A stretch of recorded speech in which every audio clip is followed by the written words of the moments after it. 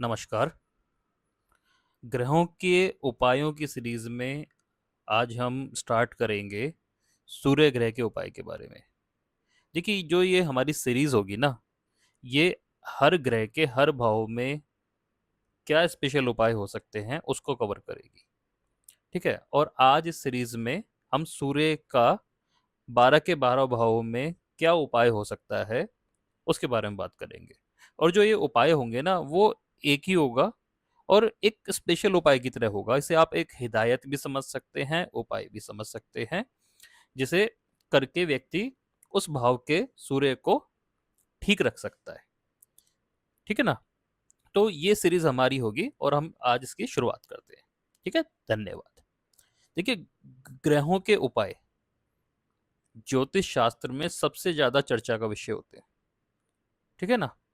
क्योंकि ज्योतिष का एक बहुत बड़ा वर्ग ज्योतिष में प्रेडिक्शन को ही सही मानता है। वो कहता है कि जो होगा वो तो होके ही रहेगा और वही सही है। लेकिन एक दूसरा वर्ग ये मानता है कि अगर समस्या है तो कहीं ना कहीं समाधान भी छुपा ही होगा। एवरी एक्शन हैज रिएक्शन, बस ढूंढने वाली बात है। ठीक है ना? हर ग्रह हर भाव में अपना प्रभाव जाहिर करता है। मतलब कोई भी ग्रह है, उसकी अपनी एक क्वालिटी होती है जिसे वो हर भाव में दिखाता है। और उन्हीं प्रभावों को एक ज्योतिषी समझकर जातक को अपने डेली जीवन दैनिक जीवन में क्या बदलाव करना है वो बता देता है, जिससे उस ग्रह के प्रभावों को समझा जा सके, झेला जा सके या बदला जा सके। इनको इस हिदायत को या इस गाइडेंस को उपाय का नाम दे दिया गया। ठीक है ना? और आज हम यहाँ पे सूर्य से ही इस सीरीज को शुरू करेंगे। ठीक है, सूर्य का पहले भाव में क्या फल हो सकता है? देखिए, सूर्य यहाँ पे उच्च का है और धर्म का साथ यहाँ पे सूर्य को एक कर्तव्य की तरह निभाना ही पड़ता है। ठीक है ना? सूर्य खुद धर्म का ग्रह है, अब वो धर्म स्थान में आके उच्च का हो गया। जितने भी शास्त्र हैं, जितने भी वेद हैं, पुराण हैं, वो आप देखेंगे कि सूर्य के आसपास ही अपने श्लोकों का वर्णन करते हैं।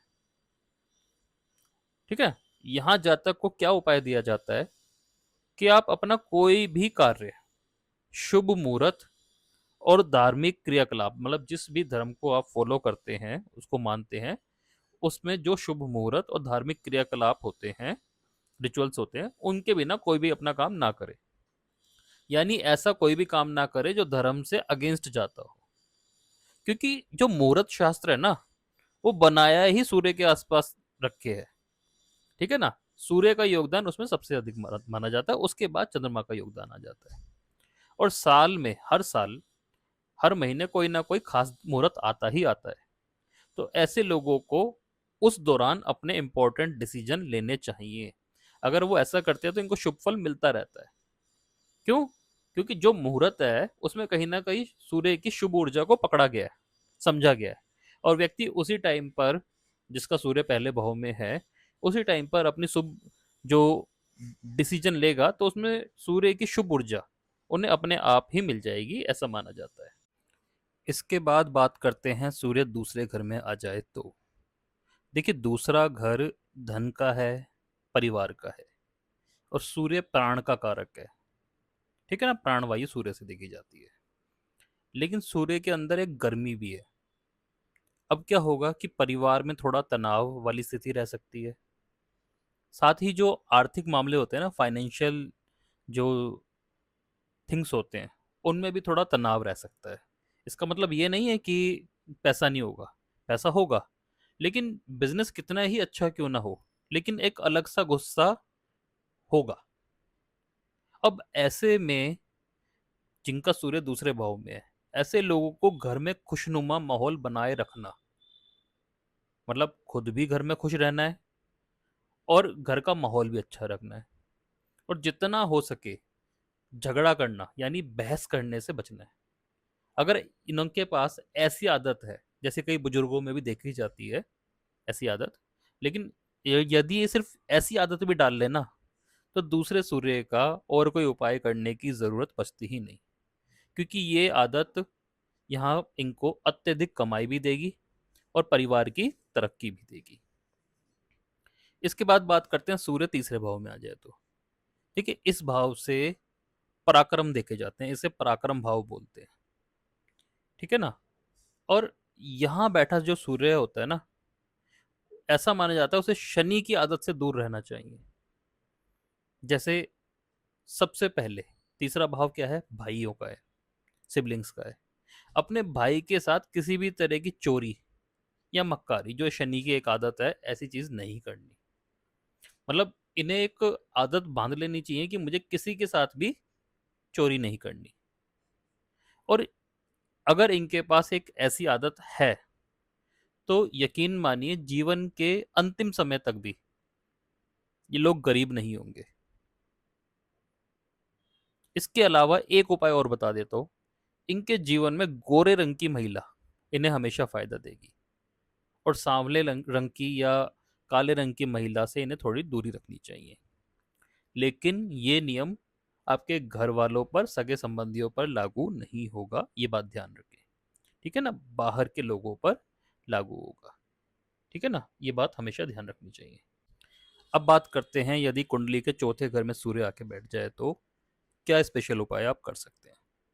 देखिए चौथा घर हमारी प्रॉपर्टी का है, हमारे घर का है, चंद्रमा का है, पानी का है। और यहाँ पर जब सूर्य आके बैठता है तो सूर्य अपने मित्र स्थान में तो बैठा है, लेकिन जैसे चौथा घर जल तत्व का है और सूर्य खुद अग्नि को रिप्रेजेंट करता है, तो यहाँ पर सूर्य थोड़ा सा अनकंफर्टेबल हो सकता है, जिसकी वजह से उसकी आंखों को प्रॉब्लम आ सकती है। ठीक है ना, और घर में बेचैनी भी रह सकती है। ऐसा भी माना जाता है ऐसा व्यक्ति कई बार आंतरिक रूप से अत्यधिक इमोशनल भी हो सकता है। अब उपाय क्या कराएं, ऐसे लोगों को घर में हवन कराते रहना चाहिए। कोई बहुत बड़ी जरूरत नहीं है, खुद से भी कर सकते हैं। गायत्री मंत्र का एक माला का हवन ये हर महीने करेंगे तो इनके लिए बढ़िया रहता है। ऐसा कारण क्यों है, देखिए राजा जहां बैठा है वहां प्रजा भी आएगी, चोर उचक्के भी आएंगे। तो ये माना जाता है जब सूर्य चौथे घर में आ जाए तो हमारे घर में चोर लोगों का आगमन हो सकता है, या ऐसे लोगों का आगमन भी होगा जो हमें नुकसान पहुंचाने की कोशिश करेंगे या जिनका मन अच्छा नहीं होगा। तो ऐसी जब भावनाएं घर में रह जाती है ना, तो एक नेगेटिविटी क्रिएट करती है। हवन कराते रहने से वो नेगेटिविटी निकलती रहती है। ठीक है ना। एक उपाय इनके लिए और है कि ऐसे लोगों को एकादशी के दिन, क्योंकि जिनका सूर्य चौथे भाव में होता है ऐसा माना जाता है इनको विष्णु जी की स्पेशल कृपा मिली होती है, तो ऐसे लोगों को एकादशी के दिन एक समय, मतलब एक टाइम पर मीठा भोजन जरूर करना चाहिए। अब उसमें कुछ भी मीठा हो सकता है, जैसे मीठे चावल हैं, चावल तो खाते नहीं एकादशी को, तो आप मीठा कुछ और भी ऐसा ले सकते हैं, मीठे भोजन की तरफ ध्यान देना है। ठीक है ना। अब बात आती है सूर्य के पांचवें घर पे। देखिए सूर्य का पांचवा घर खुद का घर है, पांचवा घर इम्यूनिटी का है, हमारे बच्चों का है। ठीक है ना, देवताओं का है, और जो हमारे अंदर नेचुरल बुद्धिमानी होती है उसका भी है। ठीक है ना। तो ऐसे में क्या करते हैं, ऐसे में व्यक्ति को अपना जो रसोई घर है वो यदि ईस्ट डायरेक्शन में बनाया जाए तो उसको काफी फायदा होता है, ये माना जाता है। ठीक है ना। अब यहाँ पर एक दिक्कत आती है व्यक्ति के साथ जब पांचवें घर में सूर्य आता है, तो उसके अंदर थोड़ी सी इश्कबाजी की दिक्कत आ सकती है। ऐसा व्यक्ति थोड़ा सा दिल फेंक हो सकता है। इसका कारण नेगेटिव नहीं है, इसका रीजन ये है कि व्यक्ति के अंदर जो प्राण शक्ति है वो इतनी ज्यादा आ जाती है कि व्यक्ति उसे प्रेम के माध्यम से पूरा करना चाहता है। अब यहाँ पर उपाय क्या बनता है कि ऐसे लोगों को हनुमान जी की उपासना करनी चाहिए, क्योंकि पांचवें भाव में सूर्य अपने आप में बड़ा मजबूत हो चुका है। अब उसे किसी की जरूरत नहीं है, लेकिन उसे जरूरत है सेल्फ कंट्रोल की। ठीक है ना, और उसके लिए हनुमान जी की उपासना सबसे बढ़िया उपाय मानी जाती है। तो ये एक अकेला ऐसा स्पेशल उपाय है जो पांचवें भाव के सूर्य को और अच्छा कर सकता है। पांचवें भाव में सूर्य वैसे भी अच्छा ही होता है। अब बात करते हैं सूर्य के छठे घर में। सूर्य यदि छठे घर में आ जाए तो क्या उपाय करना चाहिए। देखिए छठा घर लड़ाई झगड़े का है, फसाद का है, बीमारियों का है। कोर्ट केस का है, लोन्स का है। अब राजा ही यहीं पे आकर बैठ गया, और सूर्य का एक उसूल है, सूर्य जहां भी जाकर बैठेगा वहां हारेगा नहीं, वहां वो राजा ही रहेगा। तो पहली बात तो ये है, ऐसे लोग जब इन चीजों में पड़ जाएं, ऐसी चीजों को एंजॉय करना शुरू कर दे, तो इनके लिए बढ़िया रहता है। लड़ाई झगड़ों से डरे ना, उनका मुकाबला करें, उनको फेस करें, इनके लिए बढ़िया रहता है। लाइफ में जब भी कोई स्ट्रगल आए, तो उसको जब ये फेस करेंगे ना, और कोशिश करें कि दूसरे लोगों के माध्यम से वो काम ना कराएं, खुद ही उसको करें, तो इनके लिए बढ़िया रहता है। वो चीज इनको अब सबसे अच्छा रिजल्ट दे सकती है। ठीक है। दूसरी बात क्या है जो इनके लिए बहुत जरूरी है, ऐसे लोगों को ना देवी देवताओं की बातें किसी भी तरह से, उनकी एक तरह से बेइज्जती नहीं करनी चाहिए, अपने धर्म की, अपने देवी देवताओं की, अपने शास्त्रों की। छठे भाव से भी जुबान देखी जाती है, जैसे दूसरे भाव से देखी जाती है, ऐसे छठे भाव से भी देखी जाती है। तो कभी कभी ऐसे लोग फ्रस्ट्रेशन में आकर अपने धर्म को, अपने रिचुअल्स को गाली दे सकते हैं, जो कि इनको बुरा प्रभाव दे सकता है। तो उस चीज से इन्हें बचना चाहिए। ठीक है ना। इसके अलावा ऐसे लोगों को अपने घर में गंगा जल हर वक्त रखना चाहिए, इससे उनको शुभ प्रभाव मिलता है।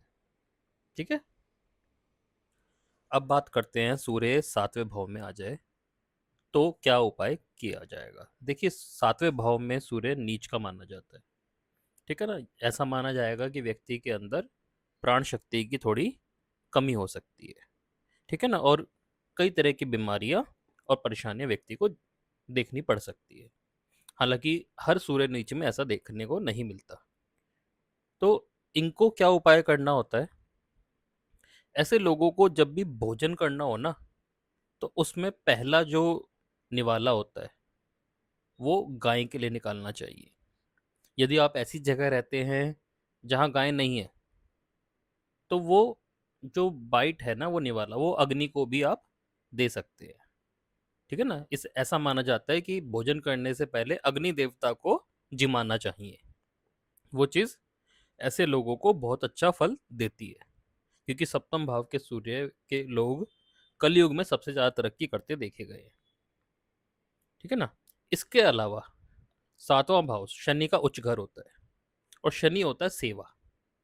अब शनि सूर्य से क्या डिमांड करेगा कि पहले काले रंग की गाय, क्योंकि शुक्र का घर है, ठीक है ना, कि काले रंग की गाय या काले रंग की औरत की सेवा करनी पड़ेगी, तो मैं शुभ फल दूंगा। तो ये चीज इन्हें हमेशा ध्यान रखनी चाहिए। खाना खाने से पहले अग्नि देवता को जिमाना है, और जीवन में जो भी काले रंग की औरत आए उनसे तमीज से बात करनी है, और जितनी हो सके उनकी सेवा करनी है। मात्र ये दो उपाय ऐसे हैं, या आप इन्हें एक तरह की गाइडेंस समझ लीजिए, जो सातवें सूर्य वाला यदि करे तो उसकी मैरिड लाइफ और उसकी हेल्थ दोनों ठीक चलती रह सकती है। अब बात करते हैं आठवें भाव की। देखिए, आठवां भाव मृत्यु का भाव है, रिसर्च का भाव है। ठीक है ना। और यहाँ पे सूर्य आने के बाद, जैसे आठवें भाव में माना जाता है कि कोई भी ग्रह अच्छा फल नहीं देता। ठीक है ना। इंट्यूशन अच्छी हो सकती है, लेकिन यहाँ पर व्यक्ति को सूर्य को जल चढ़ाना बहुत जरूरी हो जाता है, प्रणाम करना, ताकि उसकी खुद की हेल्थ अच्छी रह सके। ठीक है ना।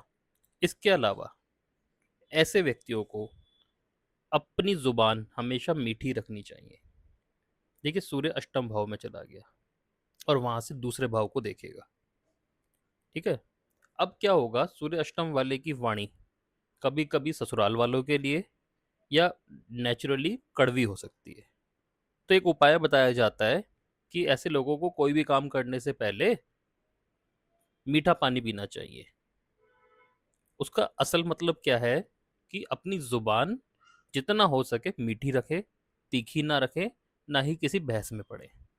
जितनी साफ सुथरी जुबान होगी, इनकी हेल्थ उतनी ज़्यादा ठीक रहेगी, क्योंकि अष्टम सूर्य वाला जब भी किसी से बहस में पड़ेगा, इनकी हेल्थ खराब होनी शुरू हो जाएगी, और इनका मान सम्मान भी उसमें कम हो सकता है। ठीक है। तो यहाँ पर सूर्य को जल चढ़ाना है और अपनी जुबान पर ध्यान देना है। अब बात करते हैं सूर्य नवम भाव की।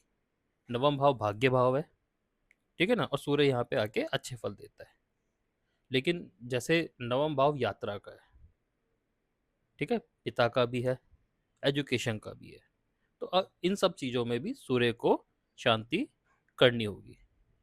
पहली बात, नवम भाव में सूर्य हो, ऐसे लोगों को ऐसी कोई भी कार्य नहीं करना चाहिए जिससे इनके चरित्र पर दाग लग सके, नहीं तो इनको ज्यादा नुकसान हो सकता है।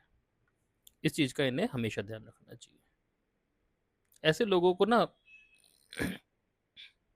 चांदी या चावल, दोनों में से कोई एक चीज घर के अंधेरे कमरे में रखनी फायदा देती है, जरूर रखनी चाहिए। ओपन में ना रखें, अंधेरे कमरे में संभाल कर रखें। ऐसा माना जाता है कि जो जैसे चौथा भाव है, ठीक है ना, चौथा भाव यहाँ से छठा आठवां का लिंक बनाता है, षडाष्टक योग बनाता है। नौवें से चौथा अष्टम भाव होता है, ठीक है। तो अपना मन अब की बार नुकसान का कारण बन सकता है, यानी अपनी मानसिक कोई आदत या कोई ऐसी चीज जिसमें आप अपने मन को नहीं रोक पाते। अब राजा है, राजा के लिए तो अगर मन को नहीं रोकेगा तो अपना चरित्र खराब कर सकता है और उसमें सबकी बदनामी हो सकती है। तो चंद्रमा से संबंधित चीज अब उसे अंधेरे कमरे में रखना है, यानी एक तरह से कैद करके रखना है, और वो इनको शुभ फल देगा, क्योंकि नवम भाव को सिर्फ चौथा घर ही खराब कर सकता है। अदरवाइज नौवें भाव में सूर्य अत्यधिक शुभ होता है। तो इनको ये उपाय एक स्पेशल उपाय की तरह जिंदगी भर फायदा दे सकता है। अब बात करते हैं सूर्य दसवें भाव की, जहां पे दिग्बली भी सूर्य को माना जाता है, ताकतवर माना जाता है, क्योंकि दसवां भाव कर्म का घर है, लेकिन शनि का घर भी है, ठीक है ना। तो यहां पर अब शनि क्या करेगा, सूर्य होता है सर, व्यक्ति का हेड, मेष राशि में उच्च का होता है ना, और शनि क्या है, बीमारी। तो ऐसे लोगों को अपना सर हमेशा ढक कर रखना चाहिए, कवर करके रखना चाहिए, क्योंकि ऐसे लोगों पर नेगेटिविटी जल्दी आने के चांस रहते हैं। जब भी ऐसे लोग किसी की मृत्यु में जाते हैं या किसी हॉस्पिटल में जाते हैं, तो ये माना जाता है कि ऐसे लोग जल्दी से नेगेटिविटी अपने ऊपर लेके आ सकते हैं। तो इन्हें सर ढकना चाहिए ताकि वो चीज़ सर तक इनके ना पहुंचे। ये इनके लिए सबसे ज़रूरी उपाय बन जाता है।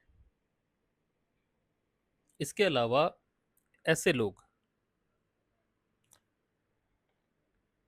गंगा जल को पीतल के बर्तन में डालकर घर में रखें।